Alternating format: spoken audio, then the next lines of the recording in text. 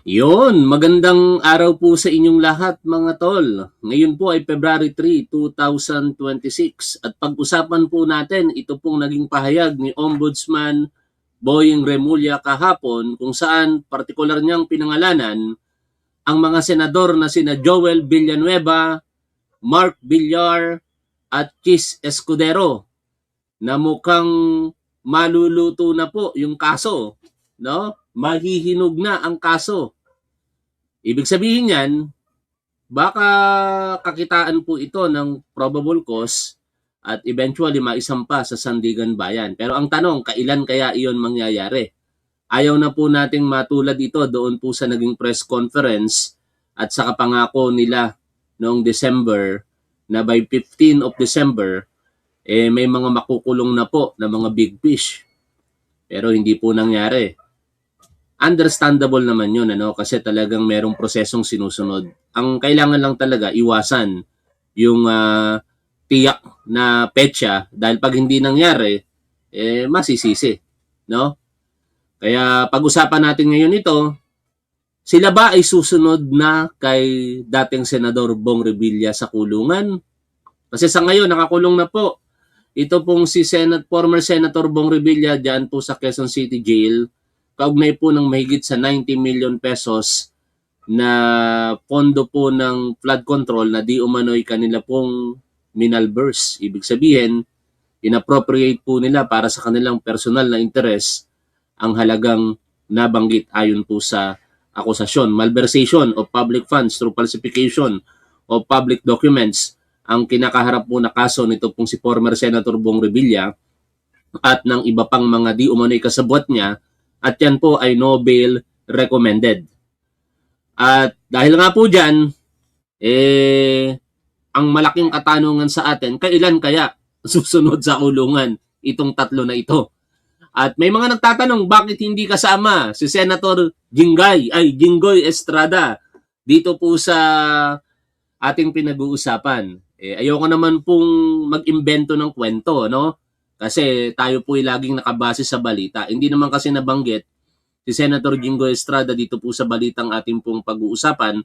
Pero as far as I know, meron pong separate din na investigation isinasagawa both the Ombudsman and the Department of Justice kay Senator Jinggoy Estrada, at ito po ay para sa mga kasong plunder, malversation, graft and corruption at iba pa.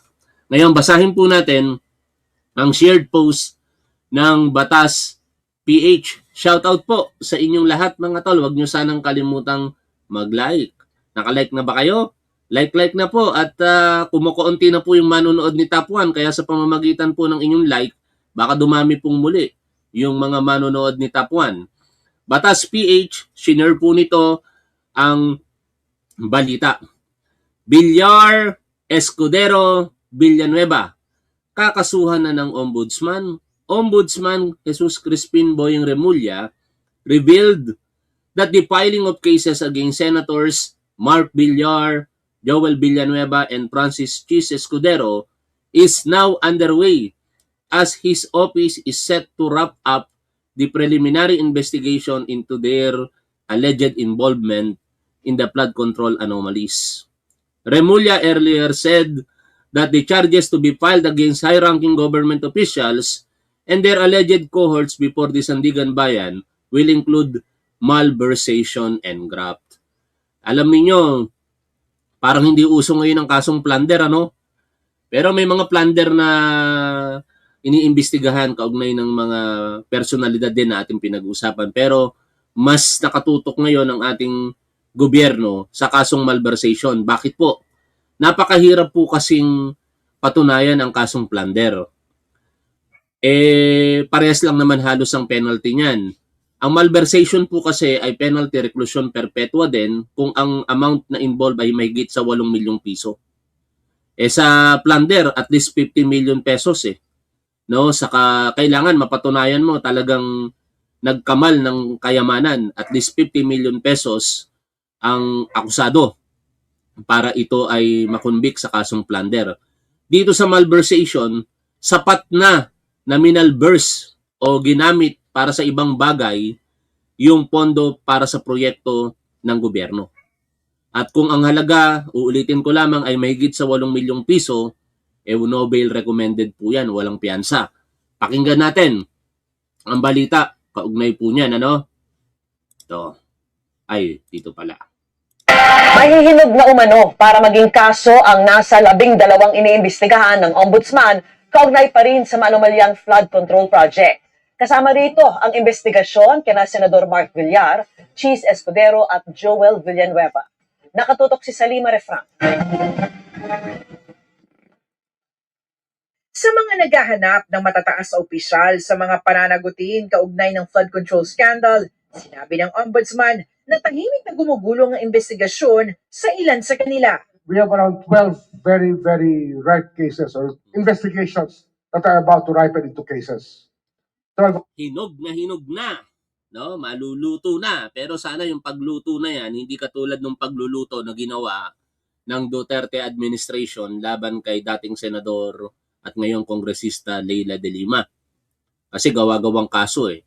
Kaya ito sanang mahihinog ng mga kaso sa mga babanggiting personalidad dito nitong si Ombudsman Boyong Remulla, mauwi talaga sa pagsasampa ng kaso sa korte at conviction. Yun ang pinakamahalaga eh. Kasi kung sasampahan lang ng kaso tapos eventually makakalusot, uulit pa yung mga yan. Tingnan nyo yung nangyari. Meron ngang biro itong si Atty. Wilfredo Garrido eh. Mag-grand slam na raw itong si Senator Jingo Estrada. Kasi ikatlong pagkakataon niya ng masasampahan ng kaso if ever. Dahil yung mga una at ikalawa para sa kasong wetting at saka PDAP scam. No? Both plunder yung kinaharap niyang kaso doon. Ngayon, kumakaharap din siya sa reklamo sa Department of Justice para sa kasong plunder. Kaya grand slam na yun. Dito naman kay former Senator Bong Revilla, ikalawa pa lamang. Ang punto, kung nakonvict na sila noon, baka hindi na po naulit ito pong mga akusasyon laban sa kanila sa kasalukuyan. of them are already in the answering process. You know, the respondents have started filing their counter affidavits. Kasama rito si dating Public Works Secretary at ngayon Senator Mark Villar. There's a team that is investigating that already. But I don't think it's reached preliminary investigation. It's still under fact-finding. Gumugulong na rin ang investigasyon kina Senador Cheese Escudero at Senador Joel Villanueva. They're under investigation. Maybe the case of Senator Villanueva is a little more advanced than Senator Escudero. But it's moving. It's moving. Ibig sabihin, kung a little advance, maaaring maunang masampahan ng kasong kriminal sa korte itong si Senator Joel Villanueva. Maisingit ko lamang ito, out of topic tayo, no? And good job para sa ating majority floor leader na si Sandro Marcos, sapagkat meron po siyang panukala sa Kongreso. Ang apektado po nito mga kongresista, lalong-lalo na yung mga hindi pumapasok dyan, sina Pulong Duterte at iba pa. No? Kasi sabi po dito sa panukala, no work, no pay para sa mga congressman. Tama lang ito. Biruin ninyo, yung isang ang kongresista ngayon, nagbabalak pang mag-travel around the world for almost 6 months. Si Congressman Leandro Leviste. Tapos, pasasahurin patuloy ng gobyerno. Kahit sabihin niyang hindi niya tinatanggap ang sahod, still, merong nakalagak na sahod para sa kanyang posisyon bilang kongresista. Kaya dapat magtrabaho sila. No work, no pay dapat. No? Sa pangkaraniwang empleyado, pag hindi ka pumasok, wala kang sasahurin. Sa mga nasa taong gobyerno na hindi naman po matataas ang posisyon sa gobyerno, kapag hindi sila pumasok, wala din silang bayad. Tapos itong mga elected public official, katulad ng kongresista, at saka isama na natin ang senador, tatanggap ng bayad kahit hindi nagtatrabaho. Si Senator Ronald De La Rosa, tumanggap pa ng 13-month at 14-month last December. Kasama yung sahod niya, di mahigit 1 milyong piso yon. Simula nung November, hindi na po yung nagpapakita sa kanyang trabaho hanggang sa kasalukuyan. Patuloy pa rin pong sumasahod. O, di ba ang saklap nun? Kaya kahit paano, maganda po itong ginawa ni Congressman Sandro Marcos na sa level nila diyan sa Kongreso, nag-introduce po siya nitong bill at sana maging batas po ito. The principle of no work, no pay is a general labor standard applied to workers across the country. Tapos, sa mga kongresista o sa mga senador, hindi i-apply? Ano yon? Special ba kayo? Dapat, simple lang, kapag ka hindi nagtatrabaho, walang sahod. O, balik na tayo dito po sa ating pinapakinggang balita. But we just have to be careful about every move that we make on these matters. Nauna nang tinanggi ng tatlong senador ang pag-uugnay sa kanila sa flood control scandal. Si Villanueva nga nakapagsumite na ng kanyang counter-affidavit sa pag-usad ng investigasyon ng DOJ sa ilang reklamo. Samantala, susulat umano si Remulla kay House Speaker Bo GT para ireklamo ang Ito, isa rin ito no, yung sitwasyon na ganito. Ano bang problema nyo dyan, Secretary General Cheloy Garapil? Bakit ayaw nyong makipag-cooperate sa Office of the Ombudsman? Tuloy, napagdududahan kayo na ilan po sa inyong mga dating boss, pinoprotektahan nyo ngayon. Kasi ang sinasabi dito ng Ombudsman, ang ilan daw sa mga kongresista na naiimbestigahan ngayon ng Office of the Ombudsman ay dating napaglingkuran nitong si Secretary General Cheloy Garapil. proseso ng pagbibigay ng Kamara ng SALN o Statement of Assets, Liabilities and Net Worth ng mga iniimbestigahang kongresista. Idinahilan sa kanila ng House Secretary General's Office na kailangan pa raw na dumaan sa plenaryo ang SALN request nila. Lately, our teams have been having a hard time getting the SALNs of congressmen we are investigating. Because the Secretary General's office is saying, I've been told, that it has to pass through plenary for them to release a SALN. And I don't buy that excuse. I do not understand why they have to stonewall or give us a hard time with that. Pagka ganyan, Ombudsman Boyong Remulla, imbestigahan nyo na rin itong si Attorney Cheloy Garapil nang sa ganun malaman kung meron ba talaga siyang pinoprotektahan. Kasi ministerial lamang yan para sa kanya. Hindi nila dapat hino-hold yung kanilang trabaho at obligasyon talaga nila yan na makipagtulungan sa Office of the Ombudsman. Lalong-lalo na ngayon, kumakaharap ang Kongreso sa isang napakalaking kontrobersiya. Sila talaga ang natuturo dito Ang Congress, both the House of Representatives and the Senate of the Philippines. Kaya wala kayong option dyan kung hindi makipag-cooperate sa Office of the Ombudsman. I-release ninyo ang mga SALN na kailangan ng Office of the Ombudsman. After all, yan ay public information. Ako dating bilang kawani ng gobyerno, alam ko kung ano ang SALN. Meron kaming pinipirmahan doon sa baba na pinapayagan namin, partikular ang Ombudsman, na kung sakasakaling magkaroon ng pangangailangan sa mga impormasyon na yon ay pwede nilang tingnan. Tapos ngayon, i-hold, papahirapan ninyo ang Office of the Ombudsman dahil di umano yung ilan sa mga kongresistang naiimbestigahan ay napaglingkuran mo. Di umano ayon kay Ombudsman Boyong Remulla, Attorney Cheloy Garapil. Nais rin ni Remulla na masilip ang umano'y conflict of interest ni House Secretary General Cheloy Garapil sa isyong ito. The Secretary General now used to work for some of the people we're investigating. That's why we are seemingly, we're just harboring suspicions that Oy, dumadami na tayo, 600 plus na mga tol, like pa tayo, Nakakalimutan nyo kasi mag-like palagi Kaya kumakaunti tayo. Wag po kayo makakalimut mag-like mga tol. Maraming salamat, malaki po ang maitutulong niyan. Sa mga tangang Duterte supporter na nanonood sa atin ngayon, mag-dislike kayo they may be protecting people. Stop doing that because this is a very urgent matter for the country. Kinukuha pa ng GMA Integrated News ang panig ni Garapil. Kaugnay naman ng pahiwatig o feelers umano ni Zaldico na pinapadala sa pamamagitan ng mga pari kung sa Kapal din ang pagmumukha nitong Zaldico na to Hihingi ng leeway sa gobyerno, aaktong testigo para mapawalang sala siya o siguro maging maliit na lamang ang kanyang kakaharaping pananagutan. Pero ayaw magsauli ng kanyang ninakaw. Kakaiba ka.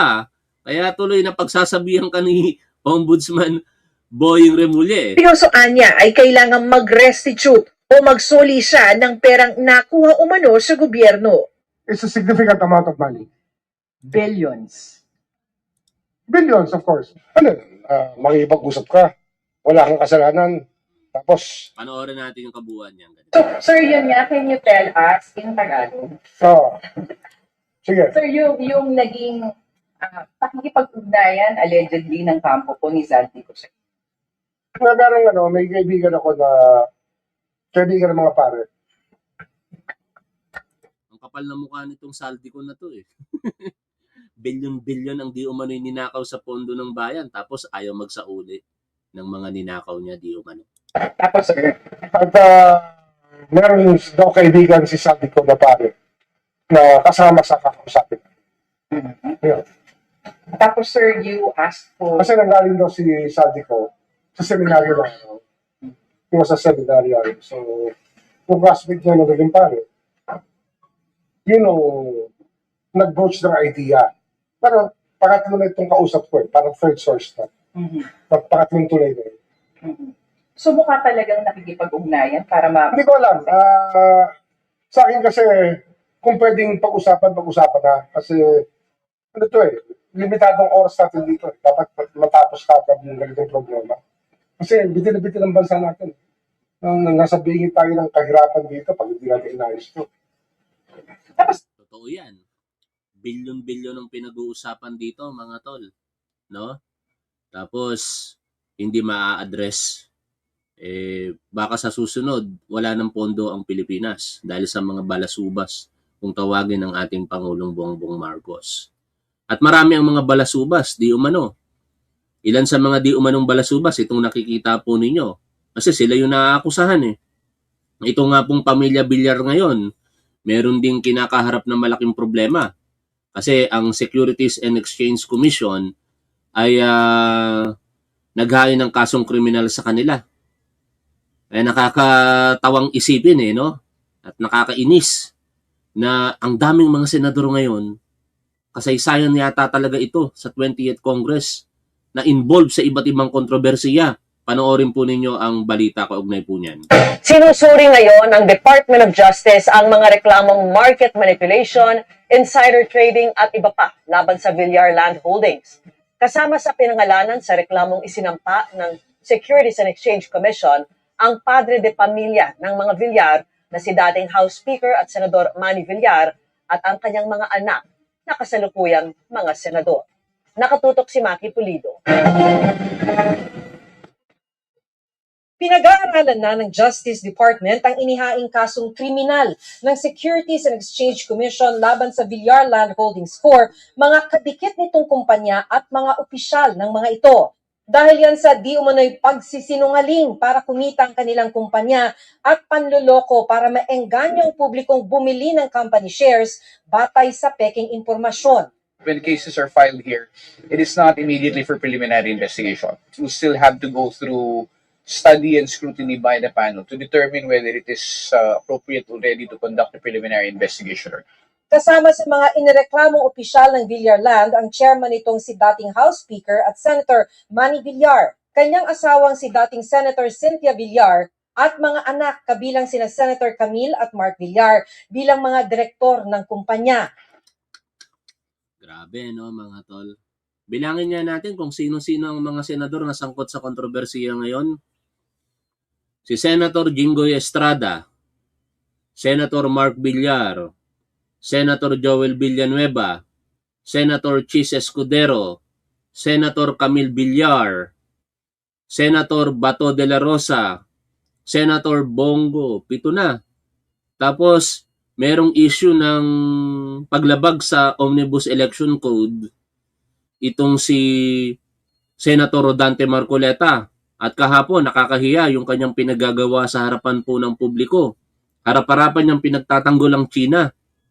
At salamat naman kay Senator Kiko Pangilinan sapagkat naninindigan siya sa ating karapatan para sa West Philippine Sea. Si Senator Amy Marcos, may mga issue ding na ibabato sa kanya although mga blind item pa lang sa ngayon kasi may mga rumors hindi ko sinasabing totoo ito, na parang siya yung tinutukoy ni Ramil Madriaga na nakitang senador na tumatanggap daw po ng pera mula sa Pogo. Pero yan po ay kismis lang, no? wag po kayong maniniwala kaagad sa chismis sapagkat baka hindi naman totoo. Kaso lang, nagpapaulit-ulit yung impormasyon eh. Ilan na yon? Siyam na senador ang out of 24. Grabe naman, di ba? Kakaiba talaga itong 20th Congress. Tapos, si Senator Robin Padilla, napipikon kay dating Secretary Ronald Llamas. Instead na makipag-argumento ng tama, yung pagka lalaki nito, yung itsura, ang inupakan. Pangit daw si Ronald Llamas. Anak ng teteng talaga, kakaiba talaga tong 20th Congress. Ngayon, talon tayo ng topic, ano? Pero mabilisan lamang ito sapagkat mamaya magaganap na po sa House of Representatives ang ikalawang hearing ng Committee on Justice. Kaugnay po ng impeachment complaint naman laban po kay Pangulong Bongbong Marcos. Yesterday, napagbotohan ng mga miyembro ng Committee on Justice sa pangunguna ni Congresswoman Jinky Luistro na sufficient inform ang dalawang reklamo na inihain laban kay Pangulong Bongbong Marcos for impeachment. Kaya nagdiwang yung mga tatanga-tangang Duterte supporters. Alam niyo mga tol, forma lamang ng reklamo ang tinitingnan doon, yung struktura ng mga complaint. Kaya talagang sufficiency inform yan, although may ilan dyan, katulad si Congressman Benny Abante na talagang hindi niya matanggap na ganun-ganun lamang aaprubahan kagad yung sufficiency inform, kaya nag-walk out kahapon. Pero ang pinakamahalaga kasi dyan, yung sufficiency in substance, na mamaya mapapanood po natin kung aaprubahan ng Committee on Justice. Kasi yun na yung pangunahing magiging batayan kung tutuloy ba ang impeachment complaint laban kay Pangulong Bongbong Marcos eh. At kaugnay niyan, pakinggan natin ang interview kay Congresswoman Jinky Luistro. Yung pag-uusapan natin today, you are going to determine if pasok sa substance yung mga impeachment complaints. Ano po? Hindi ba mas mahirap yan na patunayan, Congresswoman, yung substance over form? Well, I must say na mas interesting to pag-usapan, no? Kasi it will require the judgment of the members of the Justice Committee, whether or not the recital of facts, kung yung bang isinaad dun sa reklamo, ay sapat para mag-constitute ng isang paglabag na ground for an impeachment, no? Ang sabi sa rules, it is a recital of facts that must constitute an offense demonstrative of the jurisdiction of the committee. Hindi sapat na nagkamali. Di ako excited dito, sa totoo lang eh. Excited ako sa determination of sufficiency in substance ng impeachment complaint laban kay Sara Duterte. Kasi I've heard na ang mga dokumento at ebidensya laban kay PBBM kakaunti. Ibig sabihin, kung kakaunti, halos wala silang makuha na magiging basihan para maging sufficient in substance ang reklamo dito kay PBBM. Kay Sara Duterte, grabe. Ang kakapal ng mga ebidensyang dokumento. Tapos, ang tingin ko na kinakatakutan ngayon ng mga Duterte supporter, even ni Sara Duterte, ay yung di umano'y kanyang bagman na si Ramil Madriaga. Paano nila ngayon pabubulaanan kung sakasakaling ipatawag na testigo against Sara Duterte during her impeachment, itong si Ramil Madriaga. Ang daming mga kumalat sa Facebook sa mga nakalipos na panahon, na screen record pa nga natin yun, ng mga patunay na talagang very close sila. No? Sige, tuloy tayo rito. Ang isang impeachable official. Dapat yung pagkakamaling yon ay mag-constitute ng isang impeachable offense. Opo. And of course, talking about impeachable offense, Alvin, no? 6 lang yan. We are referring to culpable violation of the Constitution, treason, bribery, graft and corruption, other high crimes, and betrayal of public trust. Dapat pumasok dun sa 6 na yon. And you're going to determine that in a day's time? Or it will take time to determine kung may substance ang mga impeachment complaint? The thing, Alvin, is this is just a preliminary matter, no? Okay. we're supposed to confine our process of determination to what appears in the impeachment complaint. Bawal pa kaming lumabas doon sa impeachment complaint. Bawal pa kaming mag-receive ng evidence. Opo. So kung ano lang nakikita namin doon sa complaint, how they wrote and drafted the allegations therein, yun lang ang magiging basis namin whether the impeachment complaint is sufficient in substance. So to your question, ilang araw ba ito tatagal? Depende sa palitan ng opinion ng ating mga miyembro ng Justice, because at the end of the day, ang mga miyembro ng Justice Committee ang boboto whether or not sufficient in substance ang impeachment complaint. Sa mga nagtatanong sa atin sa comment sections, sinagot na ni Congresswoman Jinky Luistro yung tanong ninyo, ha. Sino boboto para madetermina ang sufficiency in substance laban sa impeachment complaint ni Pangulong Bongbong Marcos? Miyembro ng Committee on Justice. So lahat ng miyembro nun, pagbibigyan, kung meron silang gustong sabihin, ilan ba miyembro ng Committee on Justice? The regular members are 39, that includes myself, Ang dami. pero bawal ako bumoto. Bumoboto lang ang chairperson in cases of tie, no? And then we have 15 ex-officio members. Ito yung mga speaker, deputy speaker, majority and minority leaders and their deputies, no? And also the chairperson of the Committee on Accounts. They are allowed to speak and to vote, no? And meron din tayo sa mga minority na ex-officio members.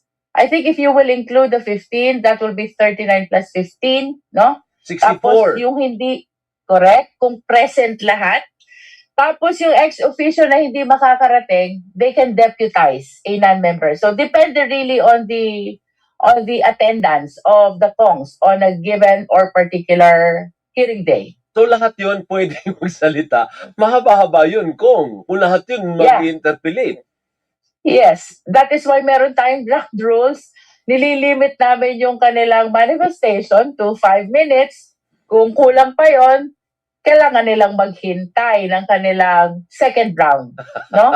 That is to maintain order and decorum during the proceeding. Opo. But you don't expect it to be resolved today? Or do you? Kaya bang i-expect yung resulta niyan by today? O mukhang mahaba-haba ito? It depends really eh. Pagka marami pang gustong magsalita, kailangan natin pagbigyan sila lahat.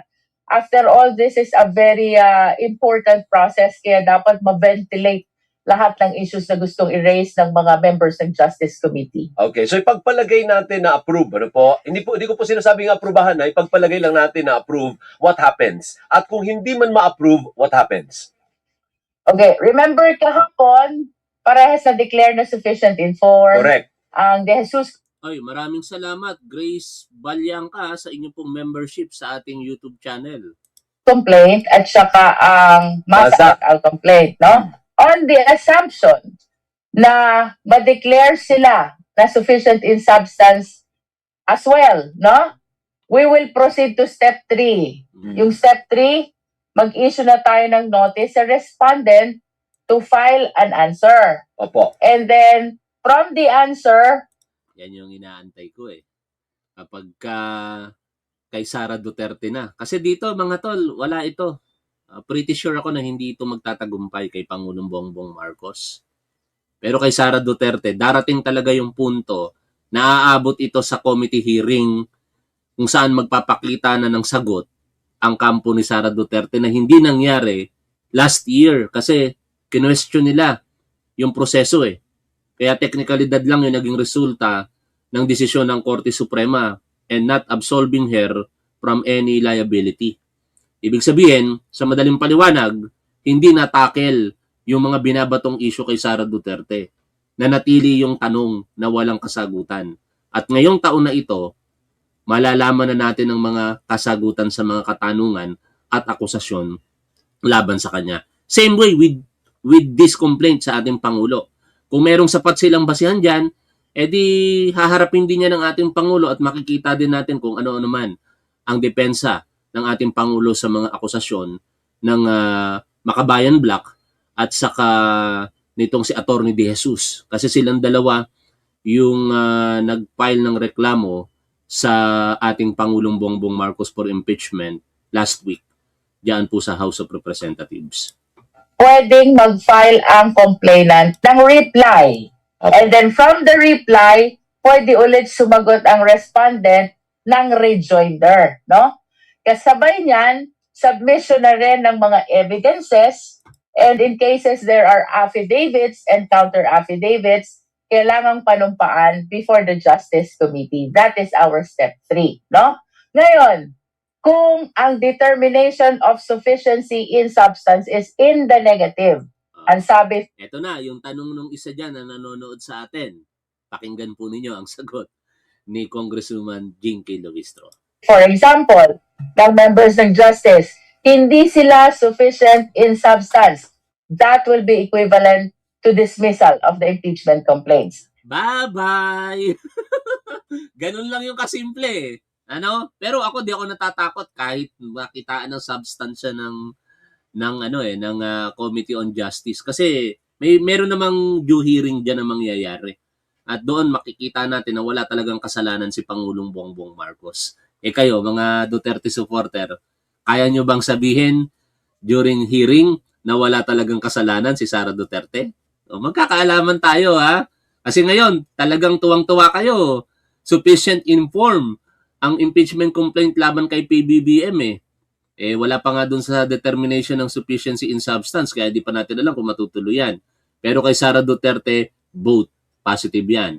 Sufficient informed, sufficient in substance. Kasi nangyari na last year. No, uulitin na lamang ito now dahil sa pag-allow naman sa bagong rules ng Senate ng Korte Suprema kahit marami sa mga legal luminaries ngayon nagdi-disagree dahil parang judicial encroachment ang nangyari dito po sa ginawa ng Korte Suprema na sila po yung nagtalaga ng rules, hindi yung legislative branch of the government na sa paniniwala talaga ng marami parang paglabag po sa konstitusyon. Kaya nga may mga nagsasabi na ang ginawa daw po na desisyon ng Korte Suprema sa kasalukuyan ay impeachable offense, no? Pero hindi yan ina-advocate ng ilan na sampahan ng impeachment cases itong 13 Supreme Court justices na pumirma sa desisyon na yan ng impeachment complaint kay Sara Duterte dahil masyado nang magiging magulo. Pero sabi ng iba, talagang sapat na sapat daw ang basihan dahil paglabag daw po sa saligang batas, di umano ang ginawa nito pong mga mahistrado ng Korte Suprema. That is tantamount daw to betrayal of public trust. in which case, we will prepare a committee report and we will submit the same to the plenary subject to the approval by at least 1/3 of all the members of the Justice Committee. No, all the members of the plenary. So kahit pala dismissed, dadaan at dadaan pa rin sa plenary. Akala ko pag na-dismiss, yun na yung end nun.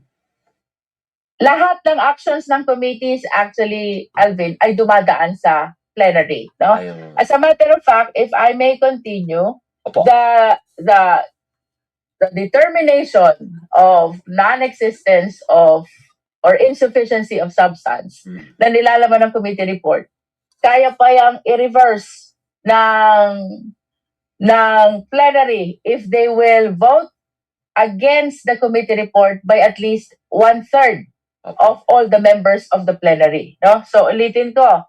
For example lang, sabi ng Justice Committee, sufficient in substance, no? Kaya yung baligtarin ng plenary. If the plenary vote against the sufficiency in substance by at least 1/3 of all the members of the plenary of the House. O baligtarin naman natin.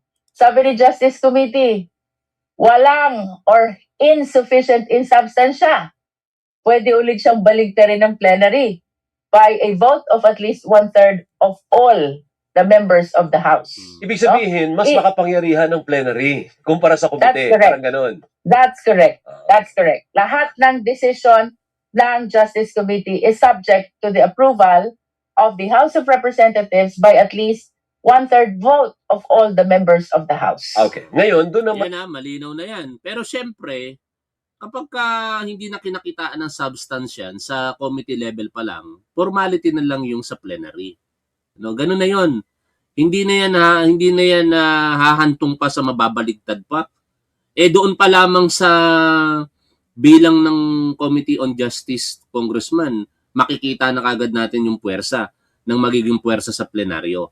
Anyway, yan po ang aabangan natin mamaya, no? Kapag ka nagpatuloy na yung committee hearing ng Justice diyan po sa House of Representatives. At in a separate topic, mga tol, nakakahiya talaga itong pinagagagawa ni Rodante Marcoleta kahapon sa plenaryo sa Senado.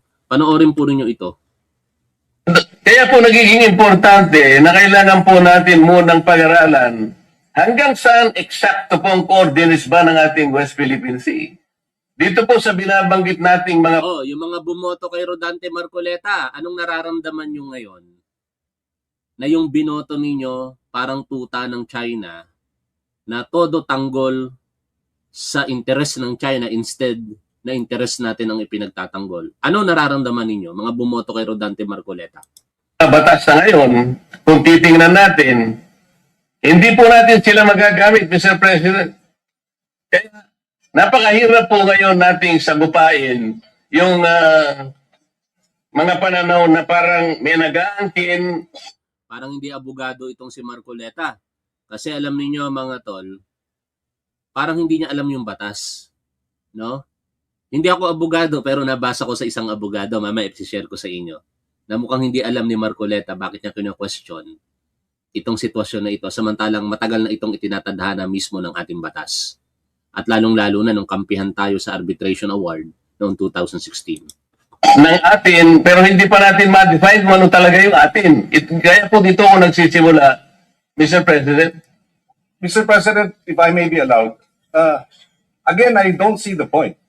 Are we trying to say here that the arbitral ruling was erroneous, and therefore we should stop claiming what was awarded us? I don't see the logic, Mr. President. We were awarded by the arbitral tribunal. It is ours. Now, is the gentleman saying the tribunal was mistaken, and therefore what was awarded to us should not have been awarded to us because of these problematic. Ako kahit dilaw itong si Kiko Pangilinan, binoto ko to at hindi ako nagkamali sa kanya. Ano? Talagang sa panahon ngayon dapat talaga alisin na natin yung kulay. Kapag kahit iba ang kulay basta hindi kulay dutae, kasi pagka kulay dutae mga tol, automatic sablay na yan eh. Pero kahit iba ang kulay other than dutae, pwede nating iboto. No, nasa sa inyo naman yan, karapatan ng bawat isa sa atin. At ako hindi nagkamali dito kay Kiko Pangilinan sa iba't ibang mga pagkakataon katulad nito. Tumitindig siya para sa karapatan natin sa West Philippine Sea kung saan yung interest naman ng China ang parang pinupush nitong si Rodante Marcoleta. Well, at least from the point of view of the good senator, problematic definition of what the West Philippine Sea is. I beg to disagree, Mr. President. Besides, the arbitral ruling did not touch on the issues being raised today by the good senator. And even if it did, assuming it did, hypothetically, we were still awarded. And we were our claim and our rights were recognized, and China's rights were rejected. Are we saying here now, Mr. President, that we have to go back to the arbitral ruling, to the tribunal, present a new definition of what constitutes West Philippine Sea, so that they can amend or they can set aside the award? Please, I will appreciate being clarified. Let me clarify, Mr. President. Are we getting the impression that the West Philippine Sea was awarded to us by the arbitral tribunal on a silver platter? Sinabi po niya kung nasaan yung ating mga coordinates. Well, Mr. President, Tayo po ay merong entitlement sa 200... again, Mr. President, assuming that these have to be defined, I think we can define that by Philippine law. Oh. At ano yung batas na nagde-define daw dyan? Gamitin natin ang panulat ng isang abogado at hinahangaan kong piskal, si Piskal EJ. Shoutout po sa inyo, Piskal EJ. Meron pong panulat si Fiscal EJ sa kanyang Facebook page. Isa-isahin natin. Dear, isang oras ang nakalipas, Senator Marcoleta, China's so-called 9-dash line doesn't even have coordinates. Yet, they aggressively enforce it. So why demand mathematical perfection from your own country but not from China? Ang istrikto mo naman sa Pilipinas. Bulldog. Ay, hindi sinabi ni Fiscal EJ yun. Nabanggit ko lang. I'm sorry hindi. Naalala ko kasi yung isa kong aso, mukhang bulldog Si Bella. Kilala nyo si Bella? Ito mga tol, tingnan nyo, di ba? Mukhang bulldog ito Sabi ng mga manonood natin, may kamukha daw si Bella. Yan Sino kamukha ng mamadog ko? Ayan Sino kamukha ni mamadog ko? Ayan mga tol. Ay kita niyan? Sino kamukha ni mamadog ko? Di ba mukha siyang bulldog? Papatawa lang ako. Pag napikon ka, Senador Rodante Marcoleta, sa bagay, wala tayong magagawa. Pikon ka naman Ito, basahin natin yung kanyang panulat. Diyan sa issue na yan. Dear Senator Marcoleta, yesterday po ito ipinost ni Fiscal EJ. Republic Act 9522 passed in 2009 already defined the Philippines archipelagic baselines using precise geographic coordinates and in full compliance with the UNCLOS. Di ba abogado ka sa bagay? Sabi nga ni Justice Antonio Carpio, lowest among the ranks of lawyers itong si Marcoleta. Once baselines are fixed, international law automatically determines our territorial sea, 12 nautical miles, our contiguous zone, 24 nautical miles, our exclusive economic zone, 200 nautical miles, our continental shelf rights. And the last paragraph of Section 2 of Republic Act 12064 or the Philippine Maritime Zone Act passed in 2024 clearly states that all Philippine waters on the western side, including the Luzon Sea, Bajo de Masinloc, and the Kalayaan Island Group are officially referred to as the West Philippine Sea. Marcoleta seems to imply we can't defend our EEZ because we don't know the exact ending point of it. Legally and practically, that's nonsense. Under UNCLOS, which Republic Act 9522 follows, the EEZ extends 200 nautical miles outward from the baselines. That's automatic. It doesn't require the government to measure each point individually. China's so-called 9-dash line doesn't even have coordinates, yet they aggressively enforce it. So why demand mathematical perfection from your own country but not from China? Senador Rodante Marcoleta, tanong po sa inyo ni Fiscal EJ. You don't need to measure every inch of your house before telling people it's yours. What coordinates are needed for our charts and maps, navigation, and registration with the UN, not for claiming or defending the EEZ. So the claim that we must first determine the coordinates of the West Philippine Sea before can defend it is simply false. False, sabi ni Fiscal EJ sa inyo, Senador Rodante Marcoleta, especially para sa inyo to. Senador Rodante Marcoleta, hindi po ito para sa public lamang. Ina-address kayo rito ni Fiscal EJ direkta. Dear Senator Marcoleta. Kaya sagutin ninyo yung tanong dito nitong si Fiscal EJ. Bakit ang 9-dash line na wala namang coordinates, yet talagang grabe kung i-enforce ito ng China, ay hindi nyo dinedemand from China yung coordinates?